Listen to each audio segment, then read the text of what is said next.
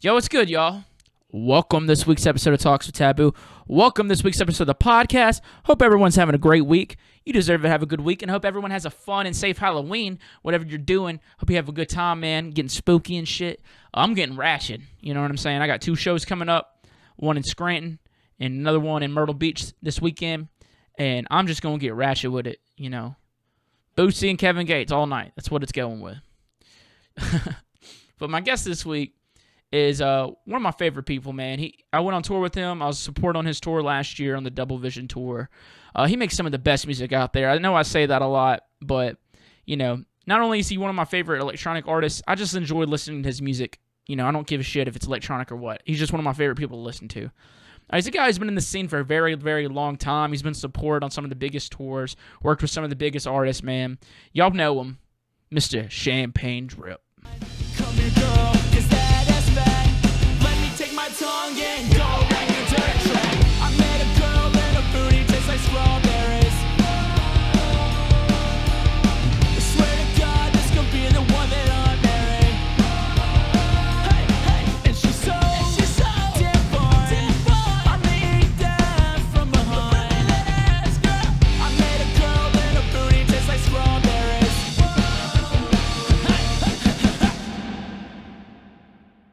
Wood. Yeah, I mean, you would think with all this wood... Should wait I'd be until a you're bot. recording to make fun of your wall. Oh, I'm recording, dude. You can You make are? fun of my wall. Yeah, you can make fun of my wall, dude. Bring it. What you got on my wood, Actually, boy? I like your wall, but I'm talking shit. It looks Yeah. beautiful. I built this myself. Yeah? No, you didn't. Dude, who type of man do you think I am? I mean, I think you're a great man, but you kind of gave it away How? by laughing. I just You're like, laugh- I I built just- this myself. I just laugh all the time, dude. There's nothing I can do about it. You know, it's just my, you know, it's just who I am. Yeah. How you You're like doing, buddy? Santa Claus. Dude, actually, so I am going to grow my beard. Once November hits, I'm going to grow my beard out. Because I learned during COVID times that I can grow a beard. And it's my That's first time ever. And I'm going to do it, and I think I'm going to be Santa for, you know, grow it till December so I can be Santa Claus. It ain't going to be gray, but I might just, you know, say, fuck it, I'm a young Santa. Because, you know, Santa had to be young at some point. Oh, yeah. I think Santa's young at heart, too. Yeah, dude. He actually just got gray hairs quick, like fast. He got older faster just because he did too much fucking hookers and cocaine his early days. Yeah. He's giving back. Yeah. He's like, I've been a degenerate my whole life, dude. I gotta do something good with my life. Listen, even though you got the '90s porno webcam, you still look beautiful. I don't even need I don't need 4K to see that smile. You know what I'm saying? This covers up all the wrinkles and shit, you know? Wrinkles, dude. You ain't that old, bro. No, it's just like years of meth abuse and shit. Dude, you don't have the jawline to say that. I feel like whenever someone says something like that, you can tell by the jawline. I don't know. I feel I like know. that's usually a giveaway for me. I feel Are you calling me fat? No, dude, I'm not calling you fat. Actually, I'm calling you. You have a very symmetrical face. You know. That's good, thank you. If only I knew exactly what that meant. You know, I know it means shaped right. I think. It means both sides are the same. Yeah, you got a symmetrical face. It's not like lopsided. What's that one guy on the Goonies movie? Who was that? That ugly son of a bitch. He looks like an ogre. You know who I'm talking about? I do. You don't look like that guy is what I'm trying to say. Thank you. That guy was cool though. Super cool. Just super He made up for it in personality. 100%. And I'm more into that, you know what I'm saying? Yeah, that's good. That's How you- wholesome. Yeah, how you doing today, buddy? I'm good. I'm tired, but I'm great.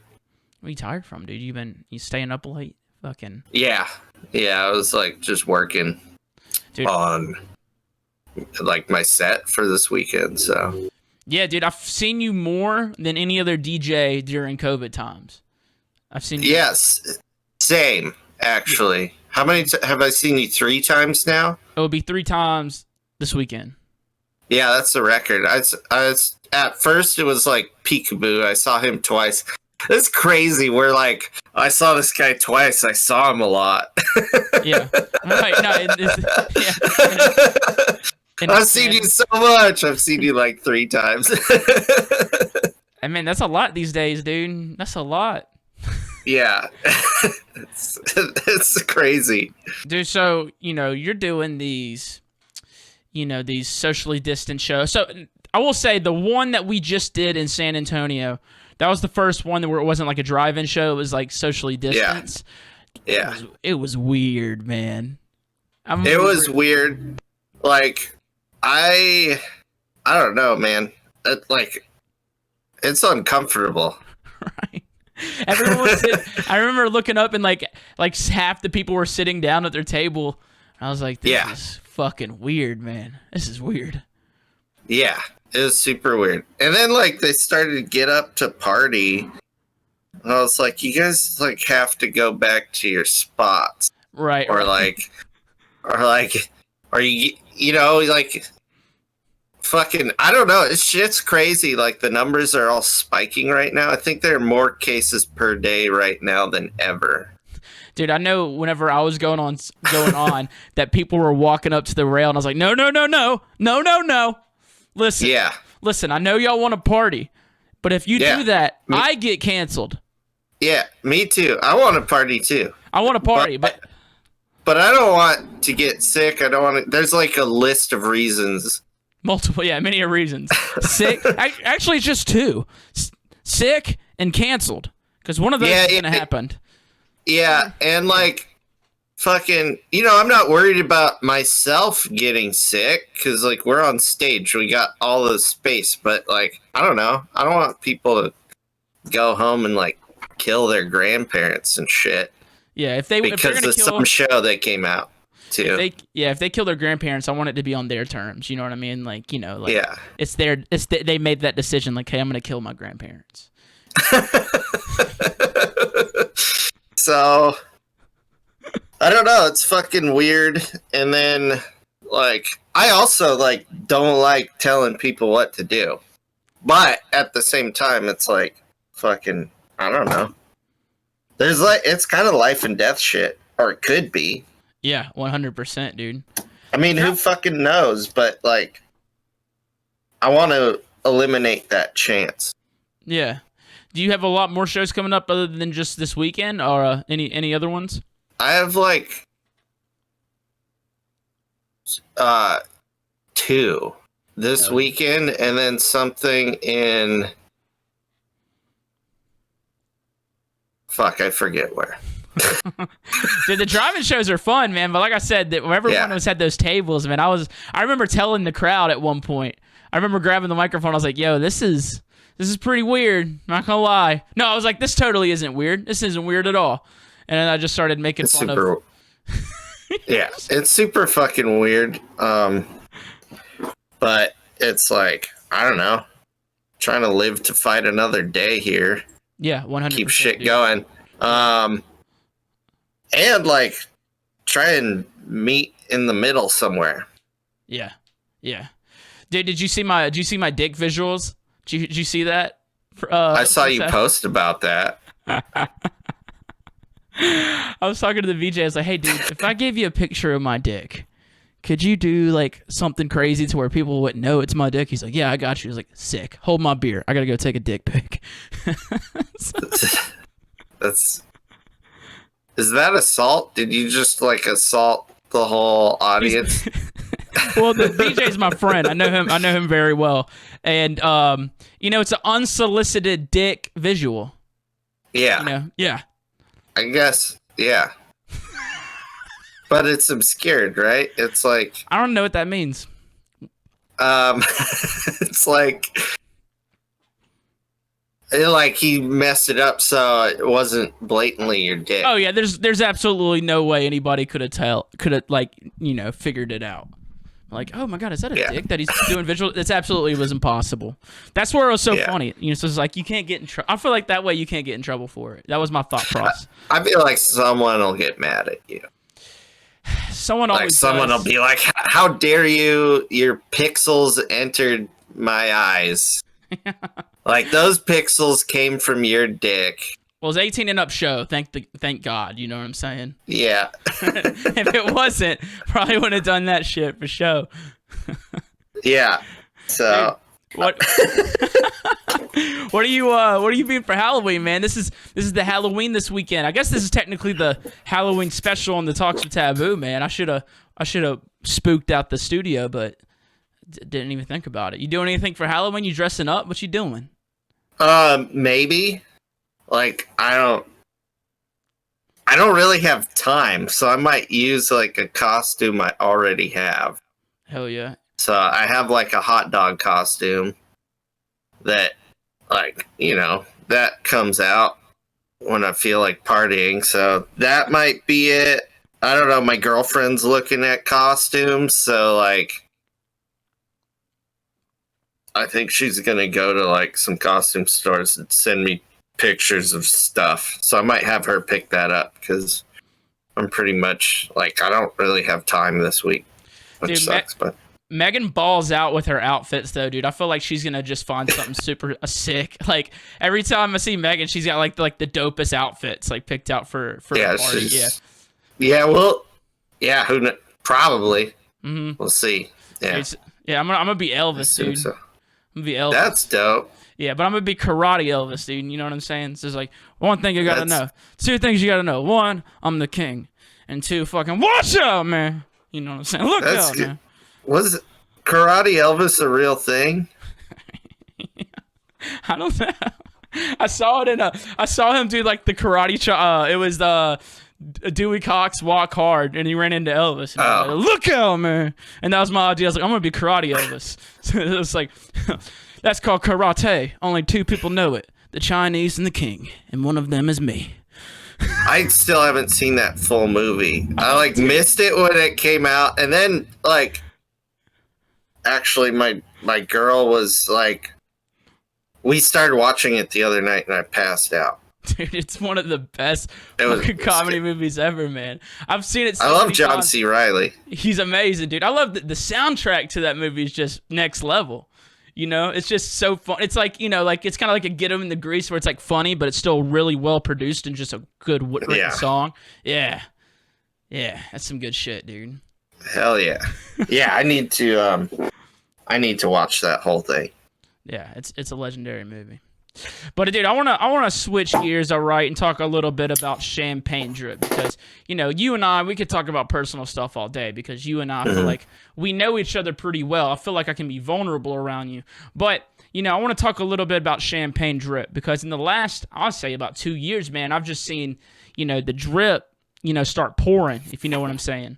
So, man, like this is something I always like to think about. Like whenever I'm thinking about myself, like, if there was a moment in time that I could pinpoint one thing that kind of changed my career and just really pushed it onto a next thing, you know what I'm saying? And I want to know what that thing is for you, because like I said, it from my perspective, they say it takes 10 years to be an overnight success, you know what I mean? But from my perspective, from the listeners, it took this massive jump. Can you pinpoint it to that one thing? It's hard because I don't know, dude. I was like, before stuff like started getting good, I'd been making music for like 18 years. So it was like more than like a 10-year overnight success. It was like at the 10-year point, I was like, all right, it's right around the corner. Like it's going to happen. And then like at that point, I was so invested in this shit. I was like, I can't give up. But it was really scary and a bummer for a long time. It's hard to like pinpoint like a tipping point to where things. I mean, a lot of it's like people who've helped me out. Yeah. Like. I mean, I work as hard as I can on music, or maybe I could work harder, but I work hard at it, and it's like do the best I can, but honestly, man, it's like just getting support from people over the last couple of years, like kind of more support than ever. And certain individuals, like where their like support was super valuable. And I feel like that's really what changed a lot. Yeah. For me. Yeah. I like what you said there. Maybe I could be working harder, dude. I love that because I'm a firm believer. I know I like, could. Yeah, I love that shit, man. I always tell myself, like, you know, anybody could be working harder. You know what I mean? Like, I always think that anybody can work harder and anybody can push themselves a little bit more. I try to, you know, remind myself that at times. I'm like, man, I'm doing good, but I could be doing better, you know? Sure. Yeah. I feel like I could maybe work harder. It's hard to say though. I know I could, but it's weird. Like, I feel like if I worked all the time, that it wouldn't that doesn't mean like things are going to be better. Right. Or very, that very like, just because I feel like I always benefit from like stepping away from work too. 100%, man. And so it's like hard to know. Because I've gone through periods where it's like I'm writing like 8 hours a day, and I feel like by day 5, like it starts to hit kind of flat. Or I don't know. It's different every time. But sometimes it'll hit this point where it's like, all right, I'm not improving here. It's time to step away. Yeah. No, for a second. That is the thing with, like, you know, with with being creative. Like, you have to have things that kind of refresh those creative juices, man. Yeah. And I guess, like, especially lately, I've been kind of focusing more on what those things are for me. Like, what are those things that actually do refresh my creativity? And I've been learning new stuff to do more and more. What are those things for you, man? Like, what are some things that you do whenever you're like, all right, man, I've been working on music for fucking 5 days. I need to get out the house and go do something that makes me happy other than music. What are those things for you, Samuel Son? My favorite, and honestly, I don't get to do it enough, just because it requires like planning and preparation and a lot of time. Like, I love camping or just being in nature. That's always like super good for me to just step away from like the kind of fast pace. Like, put my phone away, like maybe check it once a day or something, just in case I need to like put out a fire or something.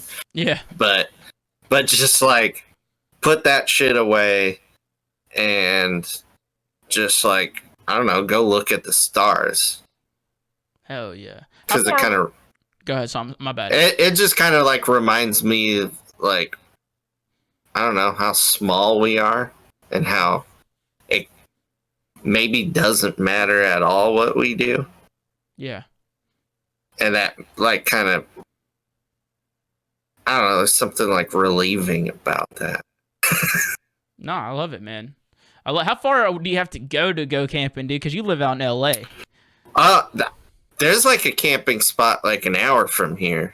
Okay, word. That's it. Sometimes it's crowded. I've only been to that one once, but one time I went and it was like school just got back in. It was like 2 years ago. School just got back in and there was like no one there. And it was beautiful. I would have no idea that I'm like an hour from home. Could you see the stars out there? Yeah, it wasn't like as good as like fucking if you're like up in Montana on a clear night, but you could see the stars. Dude, I want to go to Montana so fucking bad. Somebody asked me if I could go vacation anywhere, where would I go? I said Montana, dude. I've heard it's the most beautiful place in the world, man. Is what I've been told. You should go camping at like Glacier National Park. Yeah, 100%. That's what I want to do, man. It like looks photoshopped. It's crazy. Like it's nuts. Anytime I'm around mountains, like my eyes always kind of water up because it just doesn't look real. You know what I mean? Every time I look at just nice mountains, I'm just like, this isn't real. This isn't. Yeah. Yeah. that's like the same thing for me. It's like looking at the stars, mountains. That's why I love nature so much, because it's just like, I don't know. Nature doesn't give a fuck about us. So if you're not doing if you're not doing the camping stuff constantly, like what are other things that you're kind of doing just to kind of get some refreshing things going? I like cooking a lot. Yeah, I've seen you post a lot of pictures about stuff like that. Yeah. It's like, it's a creative outlet that's different, and it's I do it for me and like my lady or like some friends. Lately it's just been me and my lady, but it's something where it's like, I don't know, there's like, I don't make any money at it. It's a creative outlet that's just like, I guess like a hobby. Like it doesn't matter if I fuck it up, or I mean, I guess it doesn't matter if I screw up music because I don't have to show it to anybody, but like, I don't know. It's fun. I like it too, because I didn't get into it until maybe like 4 years ago or something, maybe 5 years ago. And it's like I wasn't good at it. So it's kind of fun because it's something that I like learned more recently in my life, and I just kind of stuck with it. I got really interested in it, I guess. And that made me just like keep trying it, and then I'm not like a gourmet chef or anything, but I'm better than I was, and like that's fun for me. Hell so, yeah. like learn new shit. Yeah, you're a pretty foodsy guy. I know whenever I was on the Double Vision tour with you, it was like every stop that we had, you knew the spot. You know what I'm saying? Like you knew where to go. Like you're like, oh shit. Sometimes I used to have this list that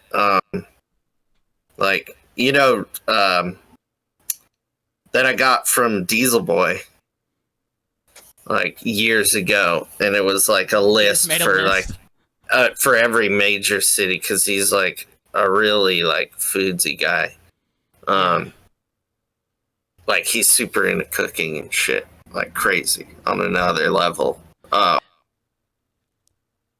And he just had this awesome list of restaurants to check out. So I used to follow that, and then I guess it's just like kind of just being in cities over and over again, kind of learning what's good and what's bad, having locals show me shit, Yeah, dude, I guess I'm always just kind of like, where's the sports bar? Because I guess like on the weekends, I'm like, sports are on, I gotta get me a cold beer, watch the game. Hell yeah. Yeah, but I remember with you, man, we went and had like this, it was like this Oriental Chinese place, or it was in Brooklyn. In Brooklyn, or it was somewhere. It was in Brooklyn. I went with you. There's a bunch of us, and dude, there was some weird things they were cooking up, like some weird shit. But you was stoked on it, bro. Oh, was that in DC?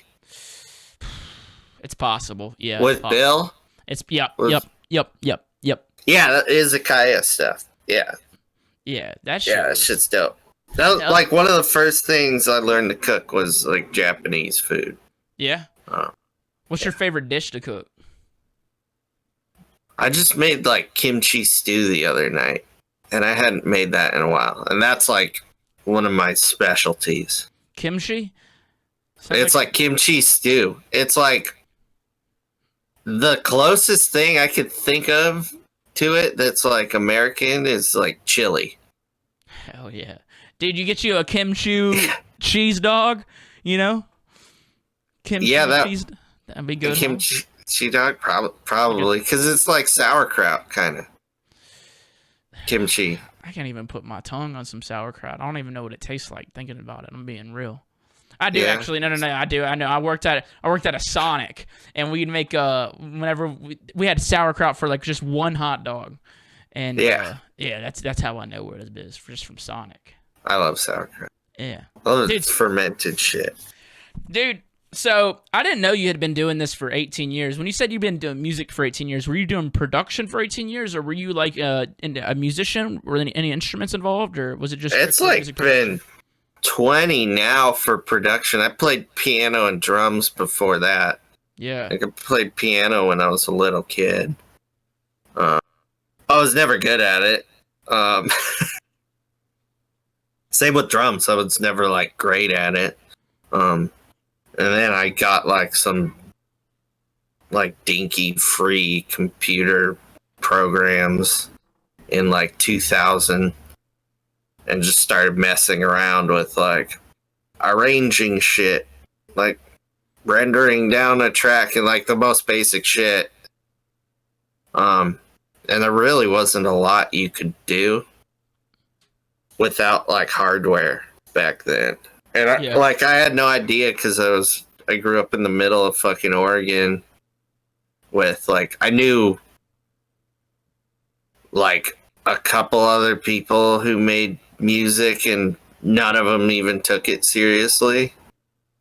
So like I had no idea what to do. I didn't know like you needed hardware or anything to make music, and I wouldn't know what to get or be able to afford it if I did. I remember I had like Cubase and like some of the first ever VSTs, and like they kind of sucked. I'd imagine so. Yeah. I'm sure they did. And then like I got my hands on like Rebirth. This program, do you know that one? Rebirth? It's like, yeah, it's Rebirth. It's like basically two 303s and an 808 and a 909, like kind of VST thing in its own program. And you could like record it and like, I don't know, I guess you're using a mouse, like change parameters and record that. That was pretty dope. That was by the company that makes Reason. Mm. But yeah, so I guess, I don't know. It was weird. I started messing around with shit, but there wasn't a lot you could do. I was kind of just limited to like my parents' computer. Yeah, yeah. You had said something that I wanted to ask about. So you had said there was people around you, but they weren't taking music too serious.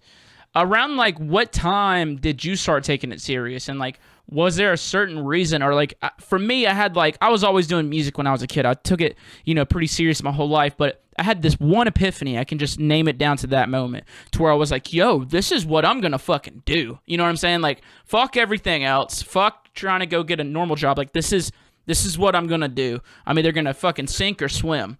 And I can narrow that down to like a moment in time. And did you have a moment like that? Was there a time where you're like, yo, like, this is what I'm gonna fucking do. I'm really gonna take this serious. I'm gonna take it as far as I can take it.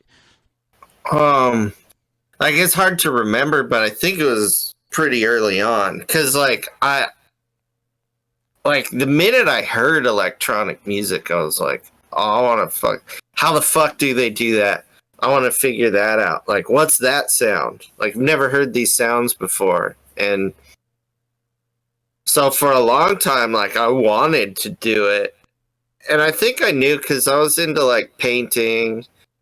And, like, even though I wasn't very good at the drums or piano, and I knew that was because of, like, I knew that the more energy I put into it, the more I would get out of it.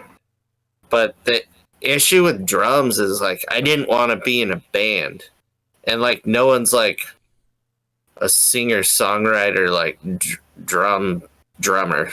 Yeah, I mean you can be if you play other shit, but I don't know, maybe the next wave of music will just be dudes yelling over the drum kit. Fucking who knows? But that's already been a wave, dog. That's been a wave. But I was like, I don't want to, like, I tried having friends over to, like, play music together, and a lot of them were, like, way better than me, so it kind of sucked. I was like, this is, like, I'm like, I could tell I was frustrating them. And, like, it just wasn't fun. And they were into different music, you know? I had one friend who wanted to do like a Dave Matthews Band thing, I was like, I wanted to be like in Nine Inch Nails or some shit. So it was like different ideas. So, but I think with electronic music, I was like, oh, like a lot of my heroes were like one person. Yeah. I was like, oh, I could do like a whole thing myself. So I think I even knew like before I started doing it that I wanted to, or at least try it. And then when I realized it might be possible, I was like pretty determined. Yeah. Is that why you moved out to LA? You know, 'cause like you said, you're from Oregon. Did you move out to LA for music? I moved out here. A lot of it was music and like friends. Like, I felt like at one point, like, even so, like, even when I lived in Portland, I had like a handful of friends who took music seriously. But that's like only a couple. Yeah. And then out in LA, I had friends who were like doing shit. Like I've been buddies with like John 12 Planet for years. Probably about like 15 or 16 years now. We used to talk on AOL Instant Messenger. Jesus. Back when he was infiltrated. And like kind of like I don't know, and then he started like really doing a lot of stuff. And 12 Planet was like blowing up, and he was touring with Skrillex and shit. And he was always like, dude, you gotta come to LA, dog. You know? Yeah, yeah. So like eventually I was like, well, fuck, like enough people were asking me to come here. Yeah. Do you feel like it had a... Because right now, I won't say right now, I think more people are starting to realize a different way, but, you know, there is still like this notion or like this push to where it's like if you're trying to be a music producer or a DJ, you should move to LA because that's where it's happening. Do you feel like you'd be at where you're at now in your career if you didn't move to LA? And do you think that people still have to go do that move? I don't think anyone has to do that move. I think it was good for me because like Portland was bad for me. Yeah. So I needed to go just someplace that was good for me. Just on a personal level. Got you. Like I already had friends out here. I had friends who were like would encourage me to, you know, take things seriously. So like it was good for me, and you know, it's always impossible to be like, well, what if, you know? Yeah. But for me it was good, and the weather was good for me because the weather was like in Portland, I think was depressing. Yeah, really depressing. Yeah, it's just fucking cloudy. And I was just like fucking partying all the time and like getting fucked up in Portland, like going out all the time. And I moved here, and like I couldn't afford to do that. Yeah, so. right. Dude, a beer. I went to Exchange. And is it Exchange is the big club? Yeah. I think I went to Exchange and I forgot it was either $13 or $17 for a damn beer, like a normal size. And I was like, how do people do this? I bought a beer. I was just like, dude, I'll go. No, hell no. It's just like, hell no. Stupid. Yeah, it's ridiculous. And they wonder why people do drugs. Dude, drugs are so much cheaper, man. Yeah, I mean, it's I don't know. It's how they make money, though. Like that place must cost a fortune to run. Dude, I bet you it's doing. Fuck, imagine it now, man. I don't know how they're gonna stay open. If they were making all that money then, like they haven't made shit in like 7 months. Yeah, who knows if I don't even know what's going on. Like a lot of these places like might not exist anymore. Yeah. Yeah, they might not. Some of them are opening up with these limited capacity shows, man, where it's like limited capacity. There's like mask enforced. Some of them have like some type of socially distanced precautions in place. Some of them don't. Some of them, like places like Florida, they're like, yo, come on. You know what I mean? And that's fucking wild as shit, but. Yeah, I just played there, but we did like a CDC, like it was a drive-in with masks, you know, and social distancing and shit. And people thought it was like, a lot of people complained. They were like, why would I go here when I could like go down the street and see this other DJ in a fucking nightclub? That's a good point. Like normal, you know, but that's a good point being in Florida. Like those DJs are getting in trouble. Yeah, they are. It's crazy. Like Texas is open as fuck. And like it's just like I don't know. I was looking at the case numbers. It's fucking crazy. Yeah, they're almost at 1 million just in the state. Yeah. It's like, you know, I mean, I know, you know, I'm like a big podcasting fan and shit. Like the producer, Jamie over at Joe Rogan, just got fucking COVID. Dude, my dad got it. Yeah? Is he all right? My sister had it. Her girlfriend had it. My dad's fine, dude. My dad's fine. Him and his old lady, his wife, they got it. I guess technically my stepmom. They both got the COVID. They're fine, dude. They said they just, you know, had a little fever. And I'm glad, dude. I mean, my dad, if he would have got killed by the COVID, I would have been so mad at him, letting him take a fucking... My dad's one of the most hard motherfuckers I've ever seen in my life. You know what I mean? And, like, he needs to go out getting shot or, like, getting stabbed outside of a bar or something like that. Like, that's the only logical way my dad needs to go. Like, any other way is just unacceptable. Yeah. That's fair. Yeah. That's, you know, that's good. He needs, like, a Viking's death. Yeah, like a warrior's death. Yeah, like sure. Yeah, if he doesn't die in battle, he can't go to Valhalla. No, he can't, dude. Like, you want us to plan a funeral? You're fucking crazy, Dad. You are crazy. You better die like a man. That's how he would do it, though. I think that's how he would want to go. Yeah, that's nuts. My dad always said he wants to like just keel over. He loves fishing. Yeah. So he just wants to randomly keel over in a river while he's fishing. That sounds really nice, actually. That's a nice death. Yeah, totally. How do you want to go, dude? Have you ever thought about that? How you want to go? Yeah. Like, I don't know, fucking doing something fun. Yeah. You know? Yeah. I don't know. I haven't thought about how I want to go, but I've thought about what I want my funeral to be like, and I've already written it down and gave it to the powers that be and letting them know, hey, this is my will. Smack That by Akon is going to be played at my funeral. It's just going to be on. It's going to be on repeat. Smack That by Akon. It's just that's how it's going to be. Fuck yeah, I like it. Well, dude, that's good. You know. So a lot of people don't know, because I didn't know this until we hung out a lot, but you aren't always the Champagne Drip. Was it SPL? Is that right? Did I get that right? You were, you know, that was your first, I don't know if that was your first project, but that was who you were before you were Champagne Drip. And I haven't had a chance to listen to the music. Was it drum and bass? Am I right to say that?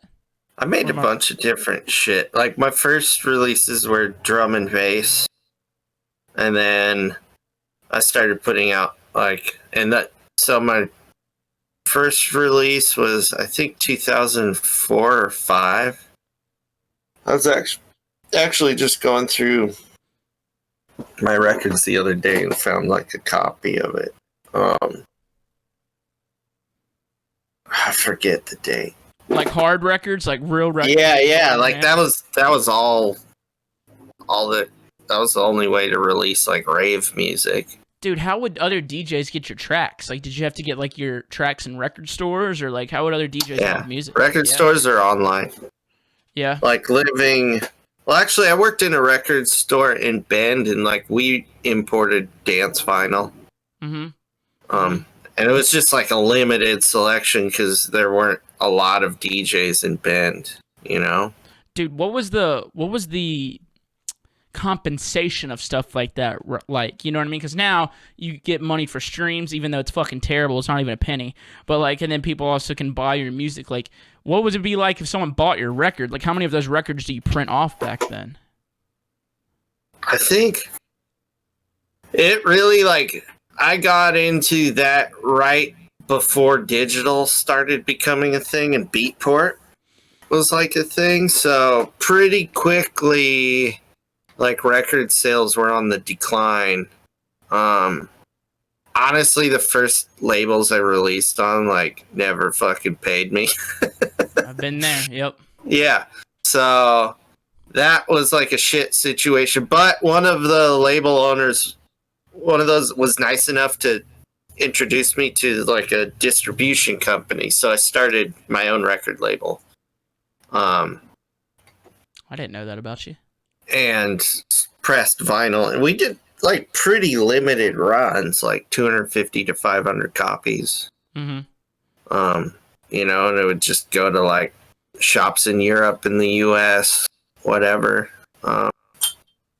But some records did all right. I remember like at one point, I think it was like 2009, it was one of the last records I put out on my record label. I put out like a LP under SPL, and it was like 8 tracks and like 1 track per side, so it was like higher fidelity. And it by the way, your camera's still off. I can't see you. I know. I'm about to turn it back on in a second, Okay. dude. Yeah. I miss you. But You miss me? yeah. Miss seeing your mug. I'll turn it back on, dude. I'll turn it back on. Hold that thought. Here, so actually sing.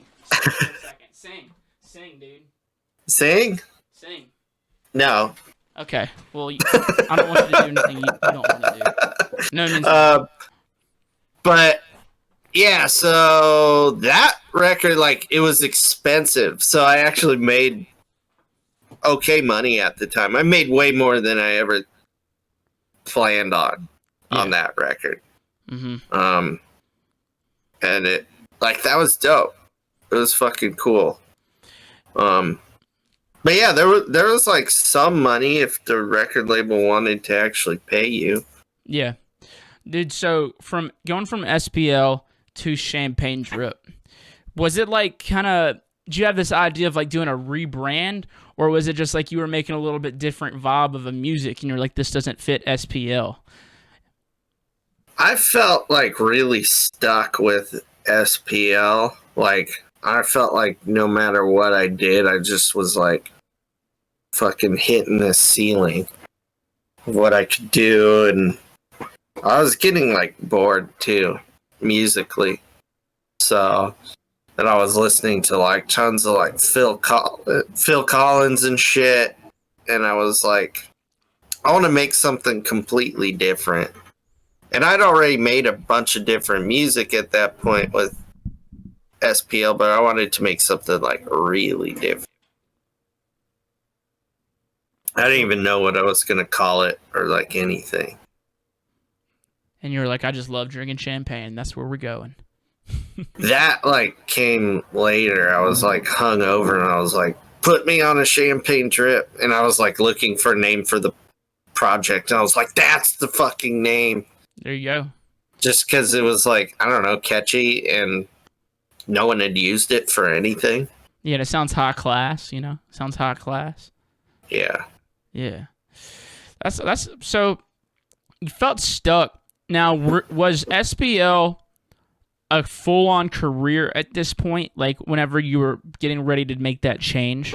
Was it just like, or was it something that where you had another job, or was it just fully SPL right there? It was fully SPL. I was like scraping by, but I don't know, dude. I've scraped by for years. Like I've had like 3 or 4 day jobs. No, maybe 5. I don't know. I like worked in a comic store when I was a kid and worked at a ski resort, but after that I only had like 2 or 3 jobs as an Yeah. adult. 2 of which I was like living at home with my parents. Once I moved out, I don't know. I just always figured out how to scrape by because Yeah. I like never. I still like I don't want to do anything else. I Yeah. can't imagine myself being like happy doing something else. Yeah. No, I get that, So, man. so I did the starving artist thing for years. I was just fucking stubborn about it. Was it scary making that change for going from like, you know, just complete rebrand, you know what I'm saying? Because it's worked a lot for some, it's failed a lot for some too, you know, completely rebranding and just doing something new. What were you scared to like, you know, take that step? Yeah, for sure. I didn't have like confidence that it would work. How did it work?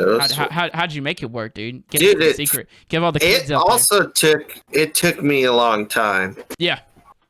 And it was weird and like I don't know, it was cool because I learned from a lot of mistakes that I made doing SPL. But I still made a ton of I make mistakes all the time. Yeah. But eventually I got like a lot of what helped is I surrounded myself with like better, more talented people. Like the team I was working with wasn't very strong in the beginning. And that honestly made a huge difference. People just having people around me with strengths where I have weaknesses, you know, and people who have like a big platform and I've had that like throughout my career. Someone who I've had a number of like big artists play my shit or, you know, put out my music or this or that. Like a lot of my heroes and shit, but it didn't really like, I don't know, it made a little bit of a difference, but I feel like, when I really started like working with Liquid Stranger and shit, he was like, I don't want to just like put out your music and like benefit from that. He was like, and be like the cool guy with the cool label. He was like, I want you to be a successful artist. And I feel like any big artist kind of knows what it takes. And I felt like he was willing to go above and beyond and really kind of share that. Yeah. Dude, he's the fucking man. Like, he's the fucking man. You know what I mean? Like, that's what's so beautiful about just like himself, but just Wakan too. It's not just like a label. It's like, hey, we're gonna use this and help everyone else's career out, but like, and it's gonna be like this family vibe, man. It's fucking beautiful. It's fucking beautiful. When did you get on that Wakan? When did you in the Strangers? It was like 2.5 years ago. And like I put out a track on a compilation there. Dude. But I started working with like Loper even before I was on Wakan. Lope Dog. Yeah, we like went back and forth. Like he was like, I think it's a great idea. And then we had like this other guy we were working with who was like skeptical of it. He was like, you gotta go put out music on like Never Say Die. I was like, Never Say Die is a great label, but it doesn't really fit as well what I'm doing. Like, I feel like they have more of a very specific, like, brand. Yep. Whereas with, like, Wakan, I mean, Martin's always just said, like, I trust you to, like, just do what you want. Because he was like, I know you care about it being good. I know you care about it making sense. So, I don't know. Maybe there'd come a day where there's an issue. But literally every time I've wanted to do a release on Wakan, it's been whatever I wanted it to be. Yeah. It's beautiful, man. It's really just like a platform. It's like, hey, this is you. Let's give you that platform. Yeah. We're not gonna decide who you are gonna be. We'll let you have that creative freedom.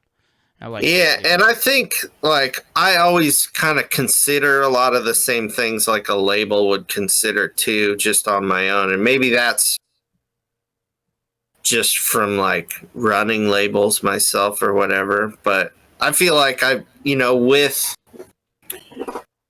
feel like a big moment that changed for me was going on tour with Liquid Stranger. And like I feel like I really found my audience there. Yeah. So whenever I put out like a record, like an EP or something, there's a lot of the energy that goes into that like comes from them. Yeah. Yeah. And a lot of the energy comes from like the kind of tracks they respond to, because I'll be testing shit out on the road as I'm working on it, and then the ones that end up making the cut are already kind of like, crowd tested. Yeah, I do like doing that, man. Whenever I did that a couple times on the Double Vision tour, as I would, work on a song on the plane or at the hotel and test it out that night. That was the first time I ever did that, was the Double Vision tour. But that was a fun time. Yeah, you learn a lot about your music that way. Yep. Well, dude, hell yeah, Matt. Yeah, and your music's so good. Like, I love, and like, I'm not trying to jerk you off when I say this, but like, Machines Can Be Our Friends is easily like in my top 5 favorite electronic songs of all time. Like, I love that fucking track. Every time I hear Kaleidoscope, I just want to like touch. Just want to touch. I'm just, just want to touch. It's a touchy-feely track. Yeah, but then you got like, these heavier songs where you're just like, trying to beat somebody, but like, dude, how do you like, is there different, like, because you got these emotional ass tracks, like, like a Kaleidoscope or Machines Can Be Our Friends, dude.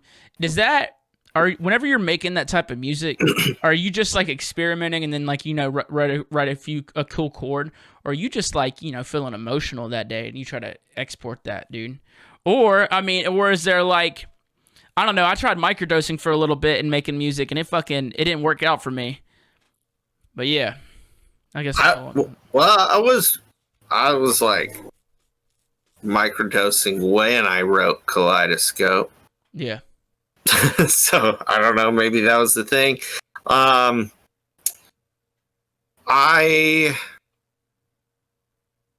don't think that like made a huge difference. It was almost like upgraded caffeine for me. It was like motivating, but I don't know, maybe a little bit performance enhancing. But a lot of it just came from like, I'm going to sit down and just try something. And if what I make has like an emotional thing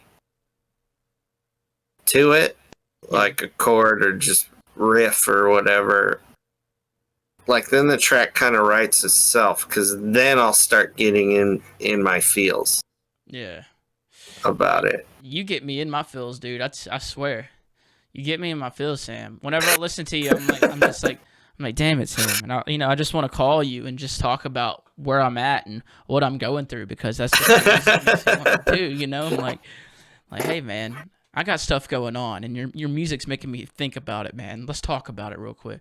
Is that a weird to think, dude? You're like a therapist without being a therapist? That's what the music makes me think. It makes me think about problems. I think it's cool. I mean, it makes sense. That's what music's always been for me. Yeah. Like, so I feel really like proud that I've gotten to the point that my music that it connects with people, because I can recall like it's yesterday when everything that came out of my computer was dog shit.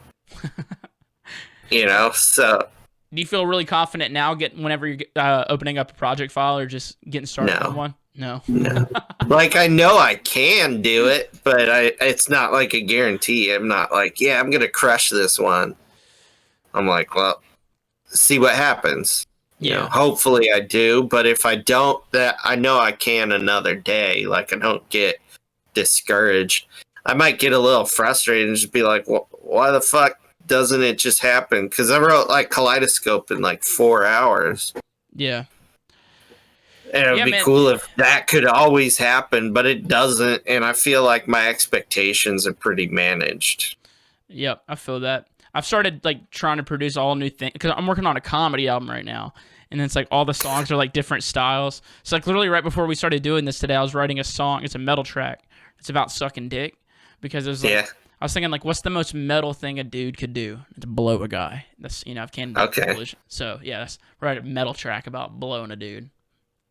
Yeah. Yeah. That's ridiculous. I love it. That's what I was going for. Just ridiculous. That's awesome. Well, dude, can't wait to hear it. Well, dude, appreciate you coming on the podcast. I want to ask you some silly questions real quick, though, dude. All right, so check it. So we'll say Liquid Stranger, Lucid, G-Rex. You got to kill one, marry one, fuck one. Go.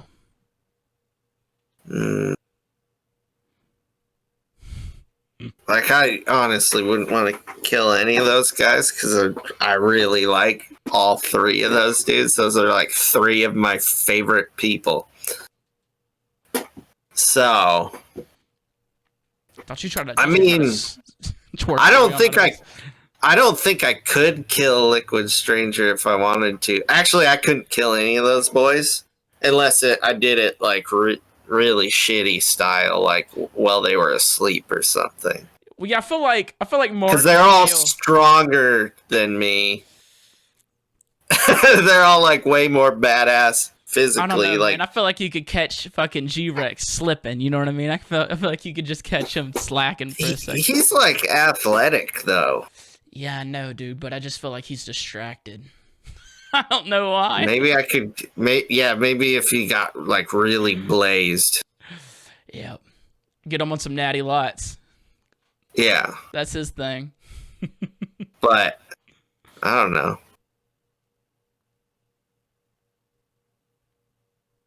I'd probably, if I was to marry one of them,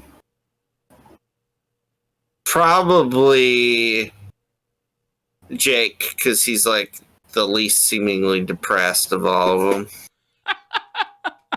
He's got the least emotional issues. And least emotional of the 3. That's a good marriage quality. It's just like, what's your emotional state? And I'd probably fuck Martin because he's nasty. You already know he's nasty. Sorry, Neil. I love you to death, Neil, but you gotta go. But I mean, fortunately, I couldn't kill him, so he's dude. Obviously, we love them all to death. It would never happen, but it's just a funny thing. You know what I'm saying? I don't want to hurt any of those guys' feelings. I want you to hurt me. Is that I want you to hurt me. Like for real or like pretend, like a role playing. Like I want you to fucking hurt me, Sam. Fucking. I don't want to hurt you. Oh damn it, dude. We couldn't be together. I probably would, but it wouldn't be like intentional. I'd just be like piss me off, and I'd be an asshole or something. It's like I like my ice the same way I liked my heart, dude. Crushed. You feel me? Yeah. Yeah. Well, anyway, dude, I want to fucking thank you for coming on the show, man. Man. Thanks for having me. We tried doing this show like 9 months ago, me, you, and Neil, and we were just all obliterated. So it would just. Did that ever come out? No, it never came out. Yeah. But I'm glad we were able to do it where the show has evolved a lot and where it's it's a little bit more professional. Yeah, you got a dope podcaster's wall now.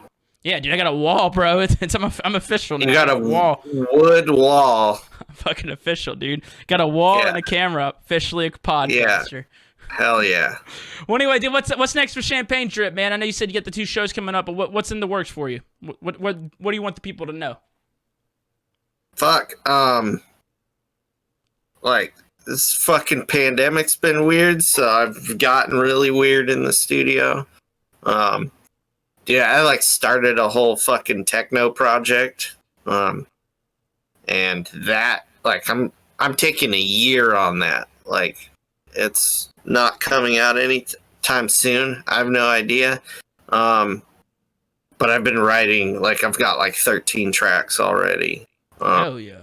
But like, I want to get better at it, so that's why I'm taking my time. And Are you that gonna won't release it as even Champagne Drip? no. Okay. It's like going to be a whole different thing. Like, it's going to be like techno music for people that love techno. Yeah. Adults. Older. Yeah, just like whoever the fuck. But like, I'm gonna like, you know, like be releasing on techno labels and like whatever. So, Hell yeah. for Champagne Drip, I'm like sitting on a bunch of shit. Got a bunch of remixes.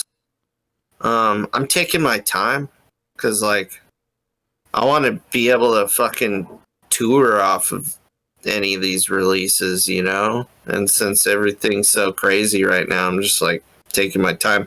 I've got some like remixes coming out and this and that, some collabs. Got one with G-Rex coming out. Some people like to say Grex, either or. Yeah, Grex. Mm-hmm. And then I don't know, dude, I'm stoked for this weekend because I got like I'm doing a whole different kind of set. Throwback set, right? For it. No, it's like kind of experimental. So it's like super melodic and like kind of all over the place. And like I don't know, over the last few years, just because of the kinds of shows I've been playing and shit, I play a lot of like banger dubstep and shit, you know? Yeah. And I feel like that's fucking fun, but like it's cool to take that out of the equation and just be like, all right, for this set, like I don't give a fuck if anyone headbangs like the whole time. Yeah. Like I just want to share music that I love. Like I was just in Scranton too. Yeah, we played where? Yeah. Yeah. We like played right. We were right next to each other. So, fucking, you know, like I don't need to do that again. That's like Martin's trip tonight too. I know DMV is playing. He's playing like a fucking. I don't know. He's got like a couple like chill projects, right? Like yeah, his catalog's just massive, dude. No matter whatever set you need him to play, he's got it.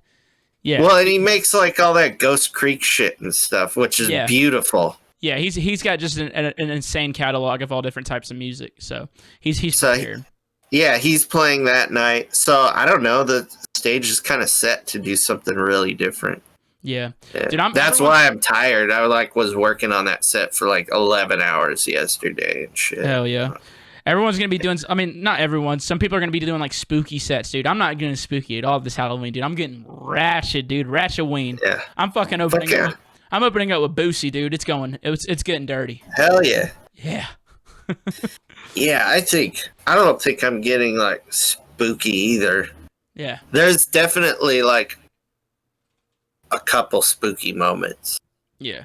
Well, I always have a couple spooky moments. Like I love spooky music.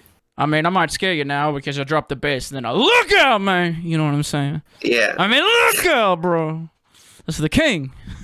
I gotta work on my impersonation. I was literally watching videos this morning on how to do an Elvis impersonation because I want to talk like that all day when I'm in that fucking outfit. Yeah. Yeah. You're like not gonna break character. Nope. I'm gonna stay in character all fucking day. Even whenever you see me, I'm like, hello. Like whenever I'm dressed up, whenever I'm normal Mitch clothes, I'm gonna be normal Mitch. But as soon as I put on the outfit, bro, it's on. It's on. Fuck yeah. It's on like a chicken bone, but look out, man. You know what I'm saying? Well, I'm excited to see you because I'm coming out a night early. Yeah, dude, let's get together and have a good time. I know you and I have been kind of separated even the times we've been together. But yeah, well, it's been weird and like I've been just like showing up and leaving. Yeah. So, but let's at least have one one beer. You know, we can at least have a beer together. Yeah. Well, because it's like Wakan and shit, and I like, I'm gonna hang out because and I played for this promoter too. Like it's like a it's like co-promoted Wakan and I forget, is it like Subsonics? Yeah. Mm-hmm. Sub squad or no squad? Yeah, because I know like what I'm getting into. Yeah. I'm like gonna hang out because I like the way they did shit. They were really like on top of it.